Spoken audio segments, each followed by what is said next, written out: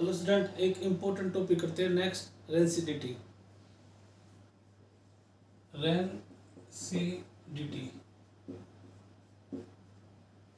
जितने भी हमारे ऐसे फूड आइटम होते हैं जो ऑयल और फैट से मिलके बनते हैं, तो उनके अंदर अगर जो ऑयल और फैट्स है उनका ऑक्सीडेशन होता है, मीन्स जो हमारे फूड आइटम ऑयल और फैट से मिलके बनते हैं, अगर उसके अंदर ऑक्सीजन रिएक्ट करती है तो क्या हो जाएगा, उस फूड का ऑक्सीडेशन हो जाएगा, उस फूड आइटम्स का ऑक्सीडेशन हो जाएगा। ठीक है, जिसकी वजह से हमारा जो फूड है वो कैसा हो जाएगा, रेंसिड हो जाएगा। ठीक है, और ये कुछ होने के बाद जो हमारा फूड का टेस्ट, स्मेल और उसका कलर क्या हो जाता है, चेंज हो जाता है ड्यू टू रेंसिडिटी। इसको रेंसिडिटी कहते हैं। ठीक है, एक एग्जांपल से समझते हैं। ठीक है, सपोज करो हमने घर पे ब्रेड और पकौड़ा, ठीक है, ये बनाए।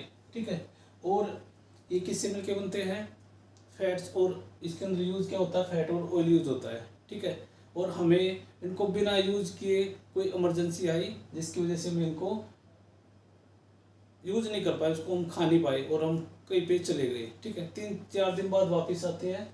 3-4 दिन बाद जब हम वापस आते हैं तो हमें इसके अंदर काफ़ी चेंज मिलेगा, इसका स्मेल भी, इसका टेस्ट भी, और इसका जो कलर होगा वो चेंज मिलेगा हमें। रीज़न क्या है चेंज होने का, फूड हमारा रेंसिड हो गया। कैसा हो गया, रेंसिड हो गया। किसकी वजह से, रेंसिडिटी से। इसको बोलते हैं rancidity.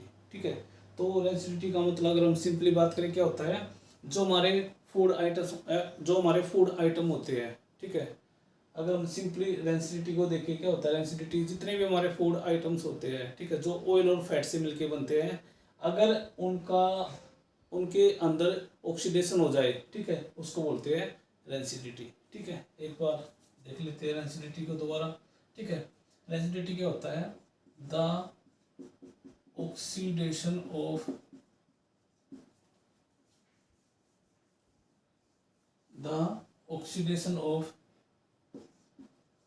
fats and oil present in food item, then food become rancid। जो फूड होता है क्या हो जाता है, रेंसिड बन जाता है ड्यू टू रेंसिडिटी। ठीक है, रेंसिडिटी के कारण क्या हो जाता है, फूड हमारा रेंसिड हो जाता है। ठीक है, अब जो ये फूड होता है कौन सा, जो ये रेंसिड फूड होता है, कैसा, रेंसिड फूड। ठीक है, अब ये रेंसिड जो फूड होया ये क्या हो जाता है, ये अनफिट होता है फॉर ह्यूमन कंजप्शन। ठीक है, ये अनफिट होता है ह्यूमन कंजप्शन के लिए। अगर इसको यूज करेंगे तो ये काफ़ी नुकसान कर सकता है ह्यूमन बॉडी के लिए। दूसरा, अनफिट होगा एक तो ह्यूमन कंजप्शन के लिए, दूसरा ये क्या कर सकता है, फूड पॉइजनिंग भी कर सकता है। ठीक है, कॉज फूड पॉइजनिंग। ठीक है, ये फूड पॉइजनिंग भी कर सकता है। ठीक है, तो हमें ऐसे फूड को अवॉइड करना है। ठीक है, अब यहाँ पे जो नेक्स्ट आता है, प्रिवेंशन हम कैसे कर सकते हैं, किससे, रेंसिडिटी से। ठीक है, तो प्रिवेंटिव मेथड्स फॉर रेंसिडिटी। ठीक है, रेंसिडिटी को हम कैसे प्रिवेंट कर सकते हैं, पहला, वैक्यूम पैकेजिंग। ठीक है, वैक्यूम पैकेजिंग, वैक्यूम का मतलब होता है विदाउट एयर। जितने भी हमारे फूड आइटम होते हैं, फूड स्टफ होते हैं, जिनको हम क्या करते हैं, किसी पैकिंग के अंदर पैक करते हैं, तो वो कैसे होना चाहिए, बिल्कुल वैक्यूम फ्री होना चाहिए। देयर इज नो एयर, कोई एयर नहीं होनी चाहिए, या एयर टाइट पैकिंग होनी चाहिए, एयर टाइट पैकेजिंग होनी चाहिए उनकी। ठीक है, दूसरा, air is replaced by nitrogen gas. ठीक है, जो एयर होती है, ठीक है, उसको रिप्लेस कर देंगे नाइट्रोजन गैस के अंदर। ठीक है, जैसे आपको बताया है, एक क्वेश्चन है यहाँ पे एक्सरसाइज का कि जो हमारे चिप्स और जो फूड स्टफ होते हैं उनको पैक जब करते हैं तो उसके अंदर नाइट्रोजन गैस डालते हैं। ऐसा क्यों करते हैं? तो उसका आंसर होगा नाइट्रोजन गैस इसलिए डाली जाती है ताकि ऑक्सीडेशन ना हो।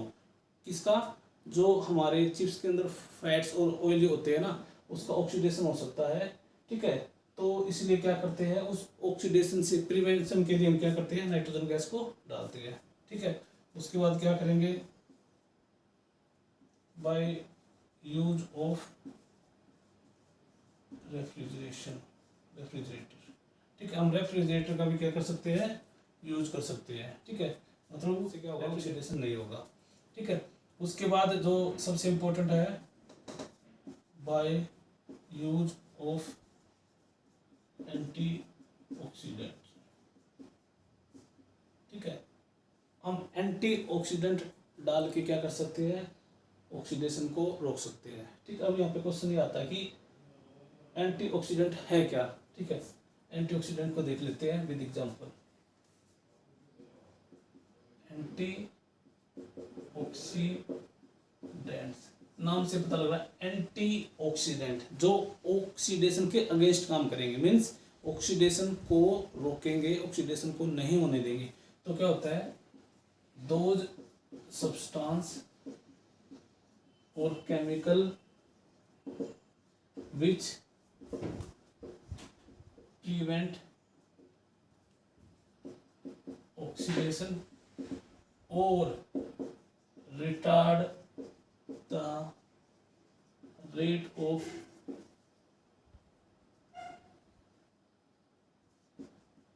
oxidation। ठीक है, वो केमिकल, वो सब्सटेंस जो क्या करती है, ऑक्सीडेशन को रोकते हैं, या जो रेट होती है ऑक्सीडेशन होने की उसको क्या कर देते हैं, स्लो डाउन कर देते हैं, रोक देते हैं, उसको बोलते हैं एंटीऑक्सीडेंट। अगर हम एग्जांपल की बात करें, BHA, BHT and vitamin C use किया जाता है एज एंटीऑक्सीडेंट।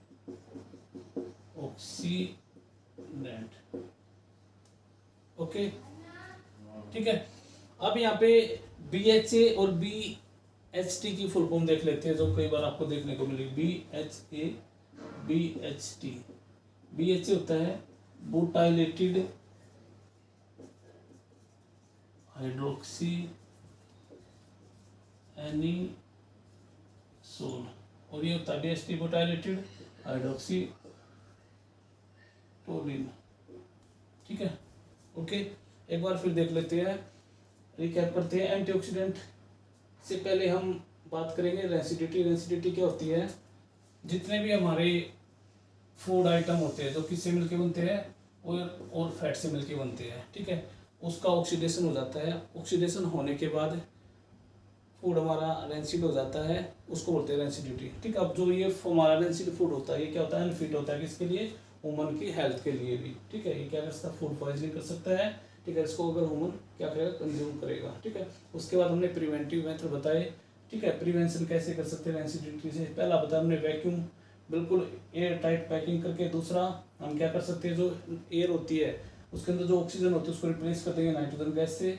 ठीक है, उसके बाद जितने भी हमारे कुछ ऐसे फूड आइटम होते हैं जिसको हम रेफ्रिजरेटर में रख के ऑक्सीडेशन से प्रिवेंट कर सकते हैं। उसके बाद हम क्या कर सकते हैं, एंटीऑक्सीडेंट यूज करके क्या कर सकते हैं, ऑक्सीडेशन को रोक सकते हैं।